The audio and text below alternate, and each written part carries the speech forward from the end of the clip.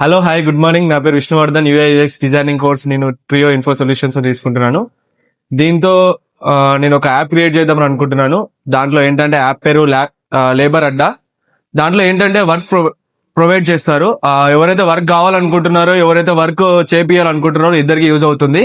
ఖచ్చితంగా ఇది useful app అని నేను అనుకుంటున్నాను. అందులో వర్క్ అంటే ఏం వర్క్ అని అంటే మన హోమ్ వర్క్స్ కానీ, మన సంబంధించిన క్లీనింగ్ కానీ, ఇంకేమో మన హోమ్ కి సంబంధించిన వర్క్స్ ఇందులో మనం ప్రొవైడ్ చేస్తారు.